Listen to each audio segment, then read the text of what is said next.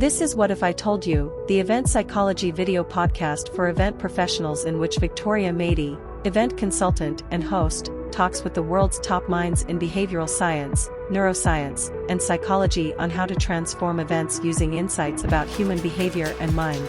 For more science-based tips, join Event Psychology Club at eventpsychology.gumroad.com.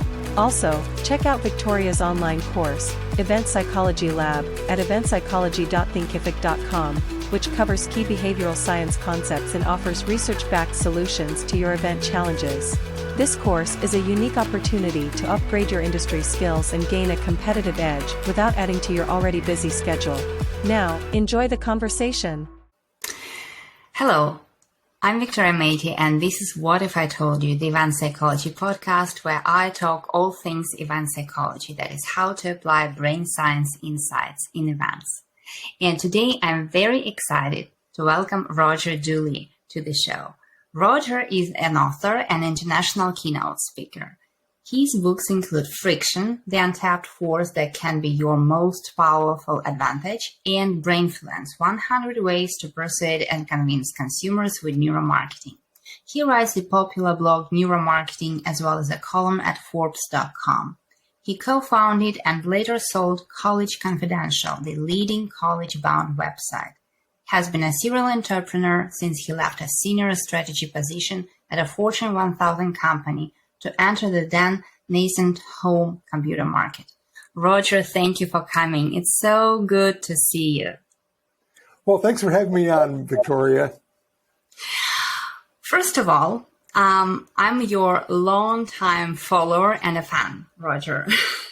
and I was trying to recall when it was the first time that I came across your podcast or books, and I could not because it was that long ago.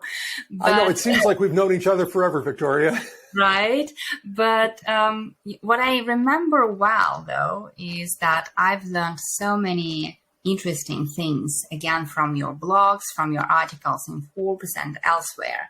And one of your interviews with Teddy Usher inspired me to write one of my what turned out to be one of my most popular blogs, Are We Ready for Event Neuroscientists?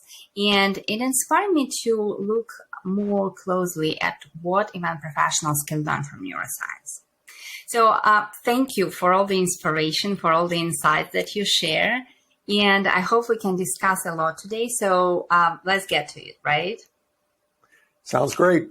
Okay, so my first question is, your latest book, Friction, is essentially about simplifying processes to facilitate customers' decision-making and improve their experiences.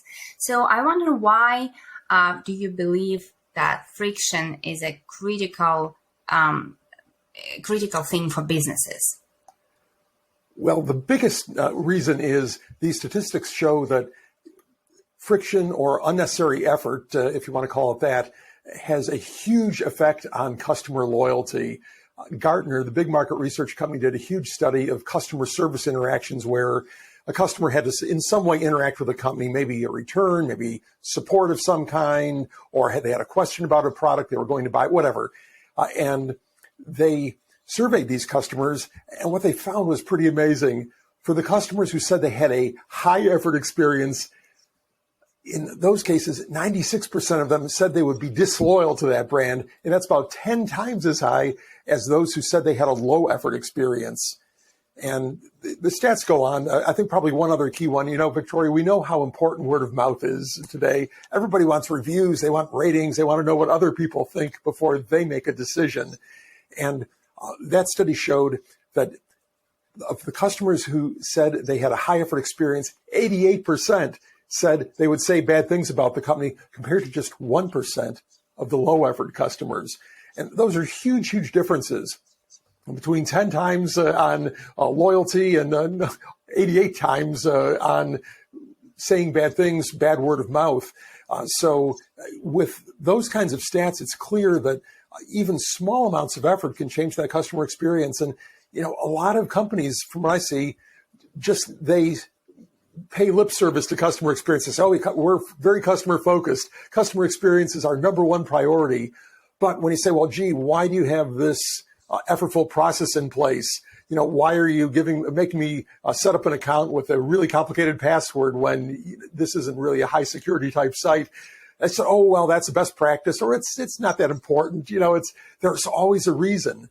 People think they know all about it. In fact, I've had people tell me that when I've said, well, I want to talk about friction. Say, oh, we know all about friction. Let's talk about something else. If people knew all about friction, all about wasted effort, we would not have it so much today. I swear every day I come up with high friction experiences either on the web or in person or in a mobile app. And, it is just endemic. And in the event space, that's true too. I think that every event has several issues. First of all, they have to convert customers who are coming in who might register for the event. Then they have to provide an event experience, whether it's in person or virtual, that is also as smooth and seamless as possible.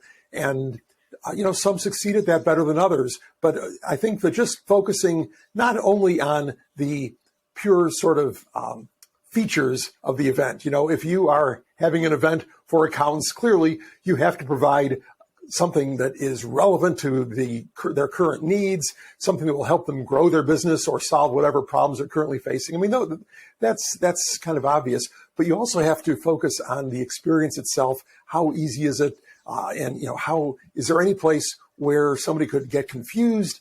And that confusion itself is a form of friction that causes people to drop out of a process.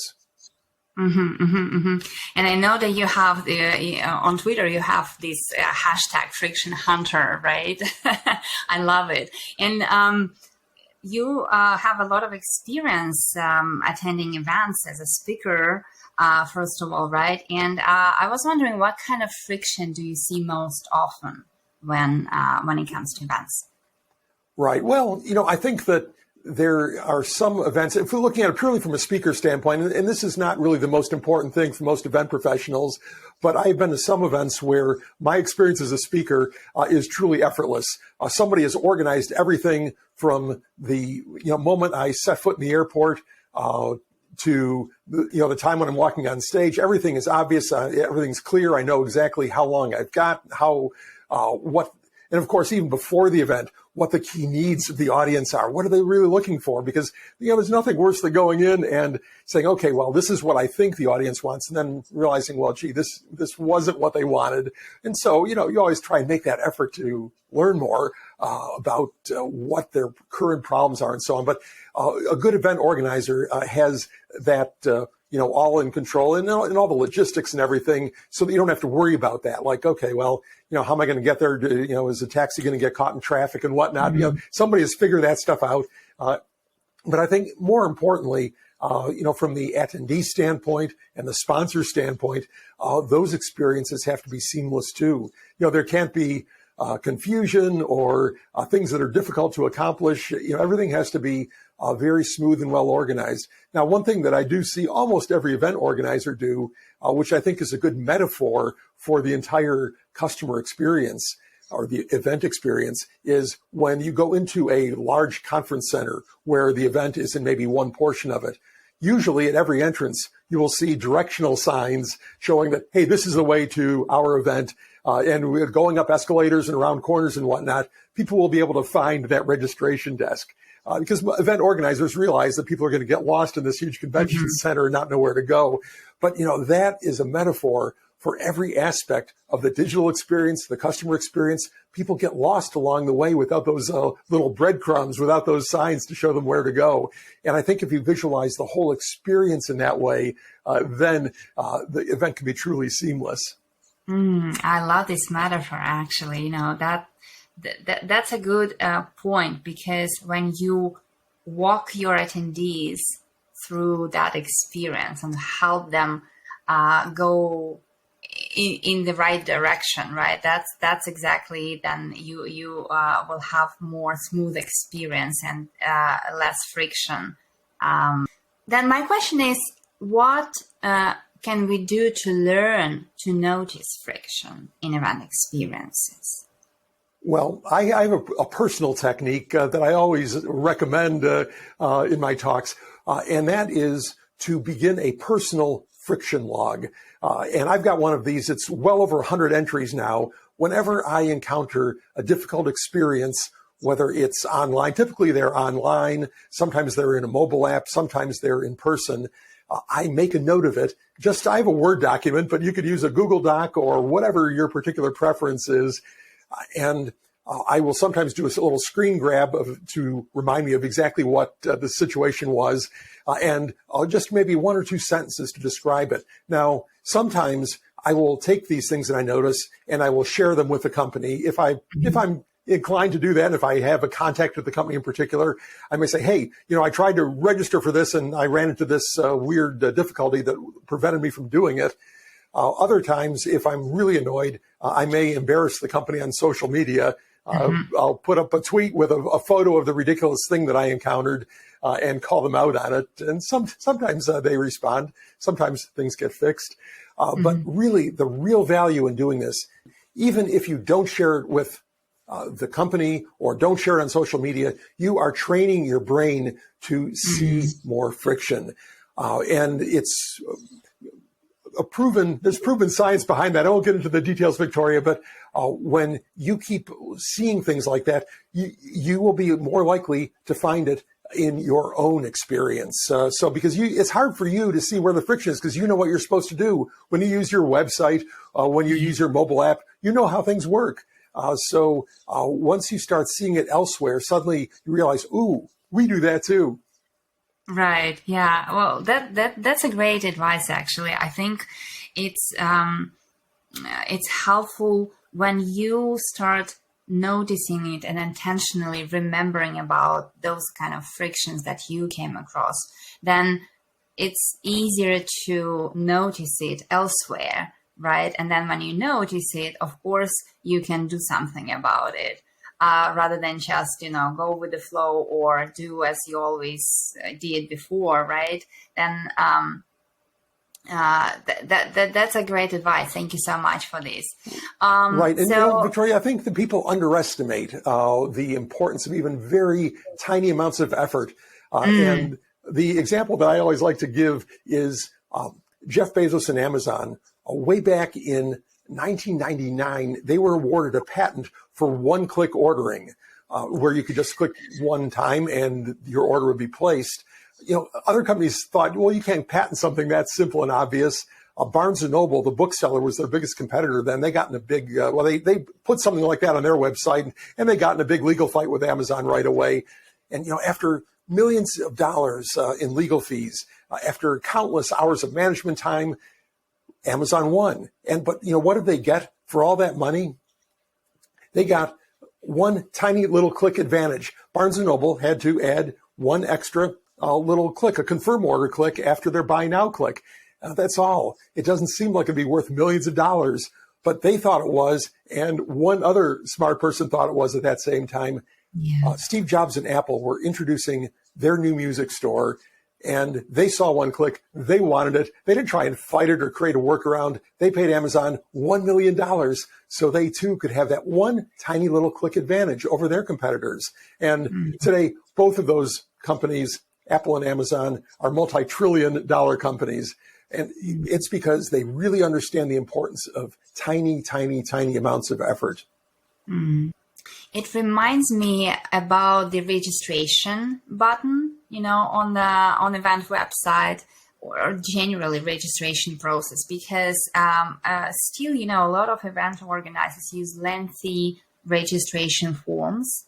And then at some point, I came across, one-click registration, like an instant registration button. So when you click and you're in, you're at an event or you're registered. And so I found that, a great example from the event space, because I feel like this frictionless experience is so important. We don't really think about it as, the most powerful way to improve experiences, but it's about those tiny tweaks that you insert and that you use along the attendee journey that improves the overall satisfaction, right? So Right. I try to kind of remind about that and provide this example every time I, talk with event professionals about improving the experience. Right. And speaking of event registration forms, Victoria, I have a real world little example that I can give you that I'm sure many of your audience members can identify with. I was completing a registration form for a conference that I wanted to attend, and it was a rather long form. It was like 12 fields where they wanted my job title and my company and all phone number, all this stuff. But I really wanted to attend this conference, so I said, okay, I'll fill it all out. When I went to fill it out, my browser, Chrome browser, which most people use, other browsers will do the same too, tried to auto-populate the form. So in other words, so you don't have to retype your whole email address. You don't have to retype your street address, your company name and all that. It populated every field with the word Roger. The coder, the developer who had created that form, had taken one field, obviously a first name field, and copied it to make out this whole long form, but never fixed the code underneath it. As a result, I had to type dozens, if not hundreds of extra keystrokes. Now, I did that, but sometimes just that little bit of extra effort is going to be enough to say somebody, maybe they don't have that information. Sometimes there's something that the form wants, credit cards, for example. You can populate your credit cards automatically with Chrome and other browsers, but the form itself has to be set up that way. If I'm trying to register for something and I don't have my credit card in my pocket right then, maybe I won't be able to register if somehow autocomplete is messed up on the form. So that's something to test. Go to a browser, you have somebody try and complete the form and see if it populates everything correctly. Usually what I see, even today, Victoria, is most forms do some kind of auto-population, but often it's not quite 100%. They miss a few fields, or there's something wrong with it, or the credit card thing is a little bit messed up. And if you get that right, that's going to result in more registrations. Absolutely, absolutely. Well, I cannot highlight this advice enough. All right. So my other question is, you say in your book and elsewhere that there are times when adding friction can improve customer experience. Can you talk about that?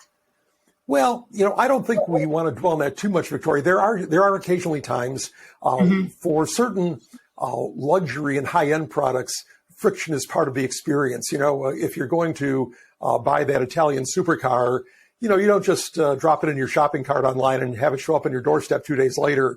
You put yourself on a waiting list and maybe go to the factory to pick it up, which, it's a different experience. Sometimes if somebody's going to make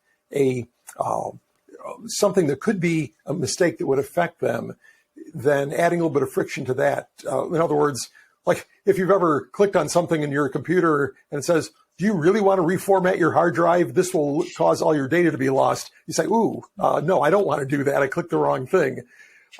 All too often, though, I see companies using this to benefit them, not the customer.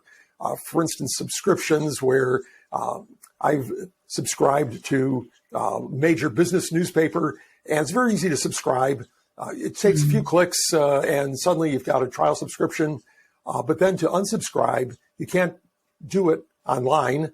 You have to call in during business hours to their customer service line, get into one phone queue. That person then says, you want to cancel, you need to go to this other phone queue, and then finally talk to somebody else who tries to talk you out of unsubscribing first, which to me is that's what's called a dark pattern by some in the user experience space, where you are doing something that benefits the company at the expense of the user. Because I'm sure a lot of people say, well, I'm going to cancel. Oh man, I'm not during business hours. I'll call later, call tomorrow or something. And then they forget. And this is the intention. They add friction to make it more difficult to unsubscribe. So I definitely don't recommend doing that. Do things in a way that will help the customer. And if you're going to do something that, maybe would be to their disadvantage, slow them down a little bit. Yeah. Okay.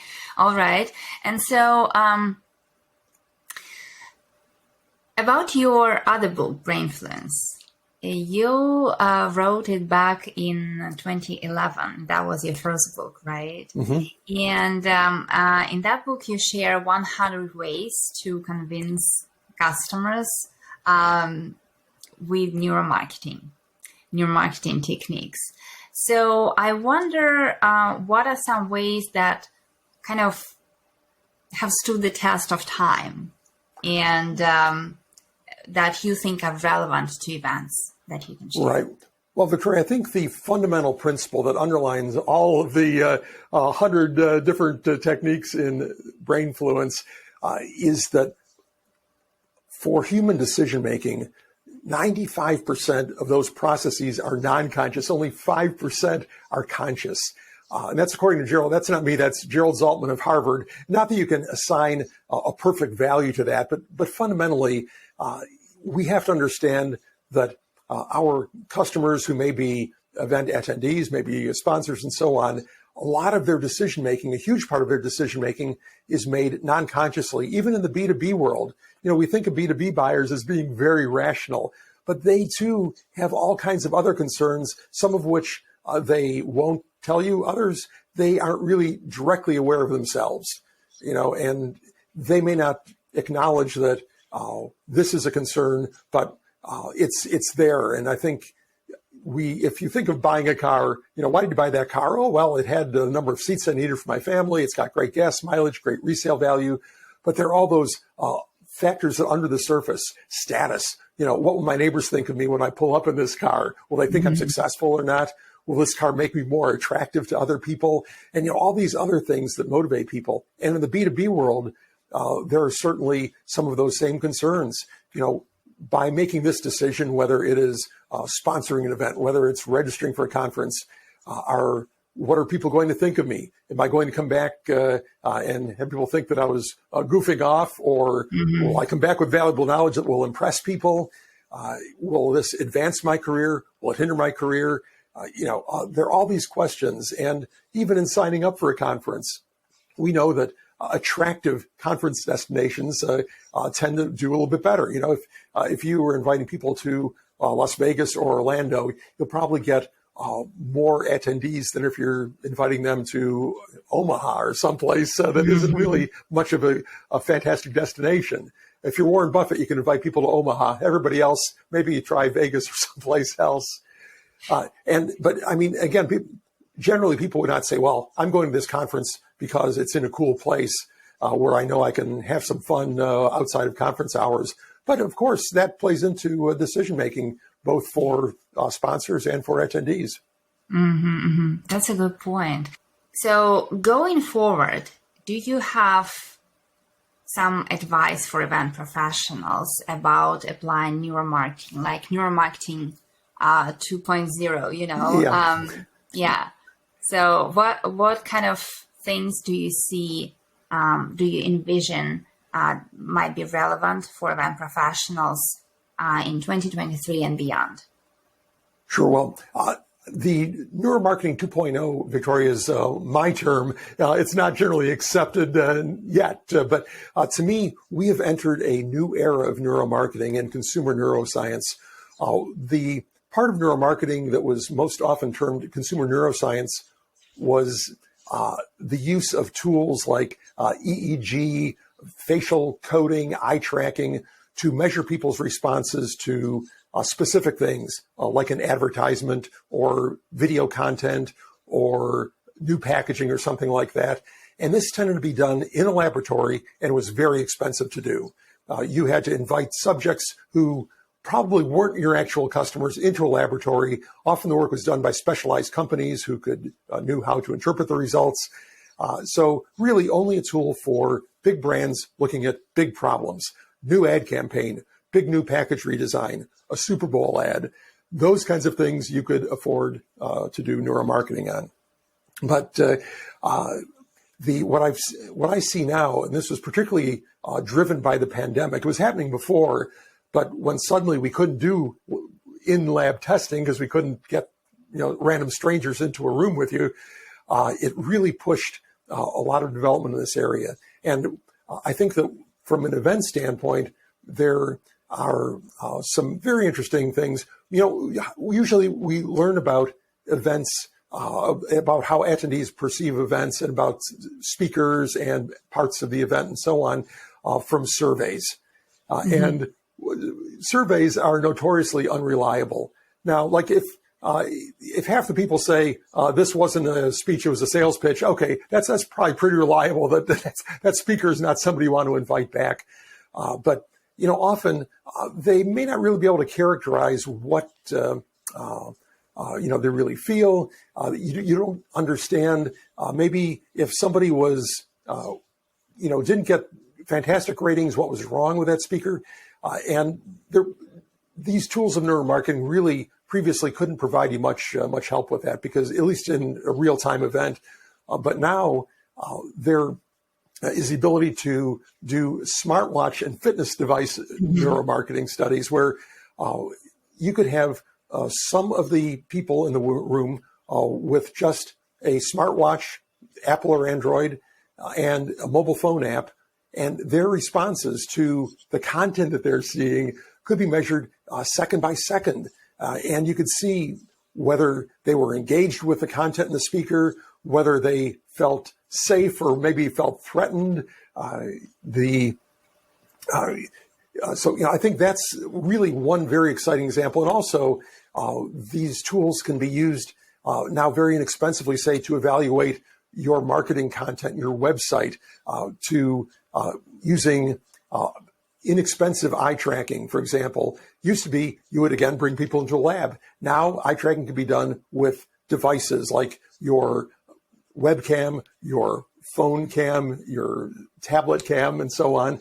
And there are even new AI tools that simulate human eye tracking. In other words, they use machine learning with thousands of human eye tracking studies to create an algorithm that would predict when somebody looks at this ad, this website, this package, what will they be focused on? And these and other tools are bringing the cost of using neuromarketing down tremendously. I agree. I think we live in exciting times because technologies provide us with many ways to collect data that can be used in smart ways and improve experiences over and over again. So yeah, that's a great point. And I wanted to ask you, there are so many topics that you cover in your work, and it's about customer experiences, loyalty, friction, market research, neuromarketing. So what kind of topics do you think are the most relevant for event professionals? Well, what I'm focused on as my number one keynote right now is increasing customer loyalty, but simultaneously increasing employee engagement. There is a huge disconnect between employees and companies, not just in the United States, but worldwide. Actually, it's even worse in many countries. Only 1 out of 3 employees in the U.S. is engaged with their work or their workplace. In other countries, on average worldwide, it's 1 in 5. In Italy, where I'm headed for a couple of speeches in a few weeks, the number is 1 in 25. This is data from Gallup, the big polling company. Only 1 out of 25, only 4 out of 100 employees in Italy, according to their research, are actively engaged with their work or their workplace. When you've got a workforce that is really just showing up for the paycheck, they are not going to deliver the incredible customer experience that you want. They aren't going to bring you that information that will help you improve your customer experience. They're going to do their job and they're going to go home. And so to me, this whole fusion of customer experience and employee engagement, mainly by focusing on effort reduction, not on spending a lot of money to do fancy things to provide incredible surprise and delight experiences, but just focus on making things easier. To me, it's such a simple message, but it's such a powerful message. And that's my primary topic. I do also focus on using neuromarketing, which can include some of the tools that I talked about, but also using behavioral science to market better.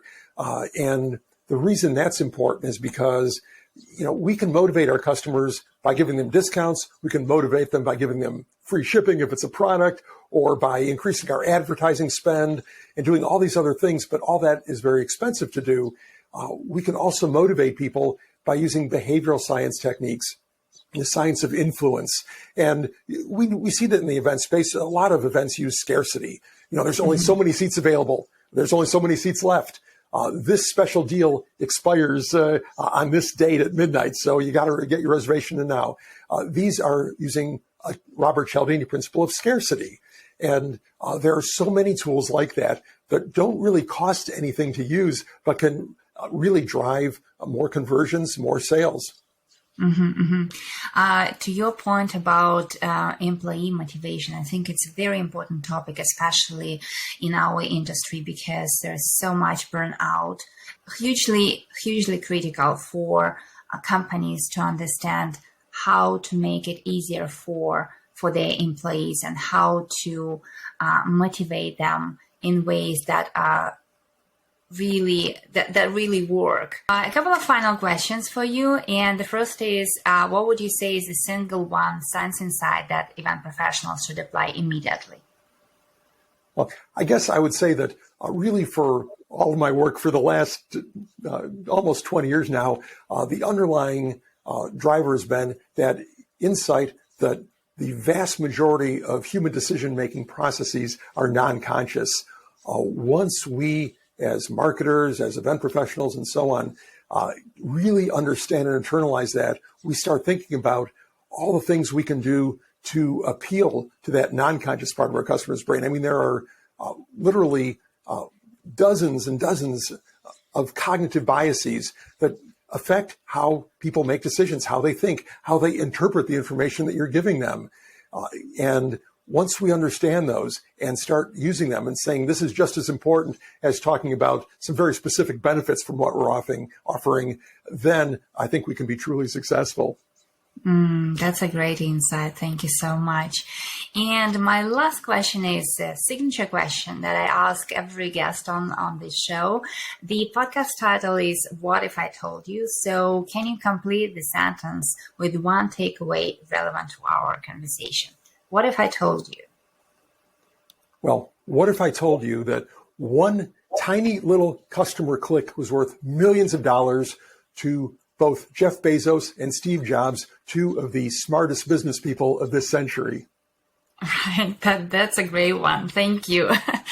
Thank you so much, Roger, for joining me today. That was a great conversation, and I invite everyone to connect with Roger on LinkedIn, Twitter, and of course, get his books and listen to his podcast. And thank you for tuning in to What If I Told You, the Event Psychology Podcast. For more brain science insights and for this episode recap, I invite you to join the Event Psychology Club.